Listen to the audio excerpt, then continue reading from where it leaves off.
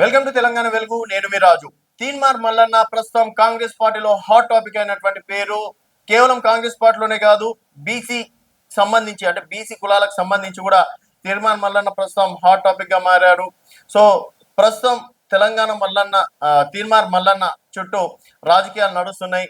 ఇప్పటికీ షోకాజ్ నోటీసులు కూడా క్రమశిక్షణ కమిటీ జారీ చేయడం అనేది జరిగింది. దానికి స్పందిస్తూ అసలు ఇలాంటి షోకాజ్ నోటీసులు నాకు ఇస్తే ఏంటి, ఇవ్వకుంటే ఏంది, నేనేమైనా కాంగ్రెస్ పార్టీ గుర్తు పైన గెలిచినానా, తీన్మార్ మల్లన్న అనే బ్రాండ్ మీద గెలిచిన?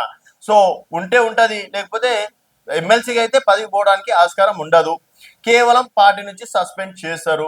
దానికి పెద్ద లెక్క చెయ్యను, ఎందుకంటే నేను పోరాటం నుంచి వచ్చినోడిని. తీన్మార్ మల్లన్న బ్రాండ్ నుంచి నేను ఈరోజు ఎదిగినోడిని. సో నన్ను ఆదరించేటోళ్ళు చాలా మంది ఉన్నారు.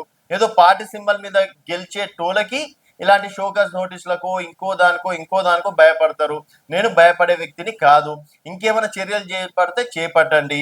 అలాగే ఇప్పుడు ఈ షోకాజ్ నోటీసులు ఇచ్చి క్రమశిక్షణ కమిటీ చైర్మన్ ఎవరు ఉన్నారు? చిన్నారెడ్డి గారు ఉన్నారు.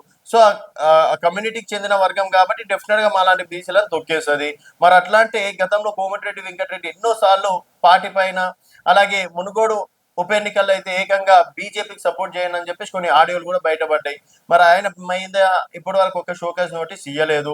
తర్వాత ఎంతో మంది రెడ్డి సామాజిక వర్గానికి చెందినటువంటి నేతలు కాంగ్రెస్ పార్టీ పైన డైరెక్ట్ అనుచిత వ్యాఖ్యలు చేశారు. వారికి షోకాజ్ నోటీసులు ఇయ్యరు. కేవలం బీసీలు తక్కువ కాబట్టి, చులకన కాబట్టి మాకే షోకాజ్ నోటీసులు ఇస్తుందని చెప్పేసి తను ఏకంగా కాంగ్రెస్ పార్టీ పైనే ఫైర్ కావడం అనేది జరిగింది. మరి తీన్మార్ మల్లన్న కేవలం తన బ్రాండ్ మీద గెలిచారా? సస్పెండ్ చేశారు. దానికి పెద్ద లెక్క చెయ్యను, ఎందుకంటే నేను పోరాటం నుంచి వచ్చినోడిని. తీన్మార్ మల్లన్న బ్రాండ్ నుంచి నేను ఈరోజు ఎదిగినోడిని.